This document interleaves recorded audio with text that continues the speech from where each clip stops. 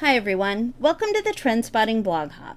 My name is Lisa Truesdell and Kelly Knoll and I are co-teaching the August class here at Studio Calico.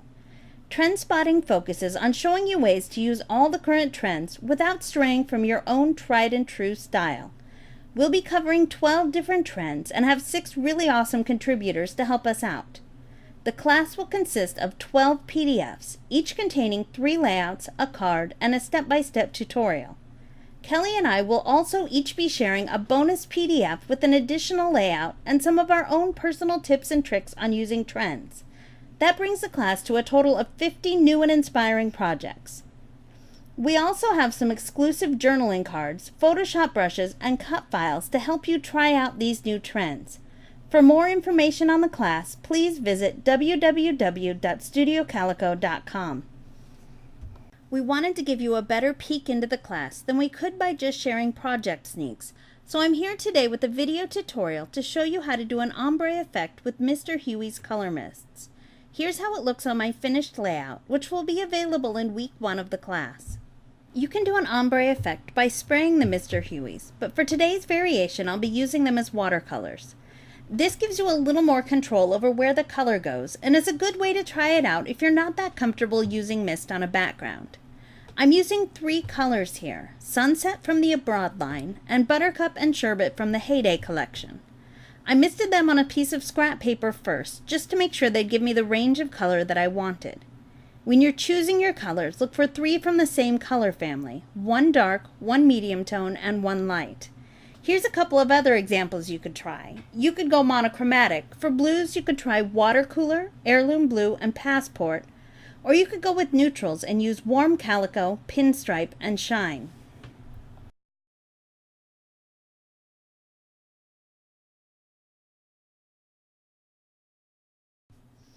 I'm working with a piece of paper that's about 4.5 inches square, and I'm using a small paintbrush. If you want to adapt this idea to a larger background, I'd suggest using a larger foam brush. Since my brush is fairly narrow, I can just remove the spray nozzles for my mists and dip it into the bottles. If you're using something larger, you'll want to pour the mist into a small bowl so that it's easier to work with. Get your brush wet, then start with your darkest color and paint a couple of lines across the bottom. I'm dipping it into the mist for each of these first strokes to make sure I start off with a really strong color. I'll work upwards without adding more mist so that the color fades off. Once my brush is dry, I'm ready to switch colors. When you start your second color, begin with 1 stroke above where the first color left off, and then go downwards for a couple of strokes so that your first 2 colors blend together. Rinse your brush and reload it with color, and then begin to work upwards again until your brush is dry.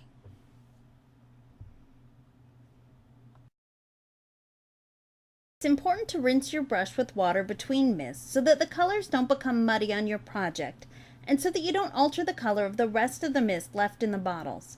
This is especially true when you're working with lighter colors. Now that I've finished painting the paper, I've noticed that there's a strip at the bottom that's just a little too light. It has darker hues on either side of it. To fix this, I'll just add a little more mist to that section. I'm starting back down at the bottom of the paper and working upwards across the lighter strip. It will help ensure that I don't end up making that part too dark. Here's a look at the painted paper. While we've only used 3 colors of mist, you can see that overlapping them created an effect of using more. I found that the mist looks darker when it's wet like this. You'll find that it fades to a more even watercolored look. To finish this accent off, I want to add some wood veneer shapes. I'll be coloring them to match the paper under them, so my first step is to arrange them on the painted paper. It's best to wait until your mist is dry to do this, so you don't smudge the paint, but for the sake of the video, I'm just going ahead with it. I'm adding 2 arrows up near the top and then scattering a few stars down the length of the paper.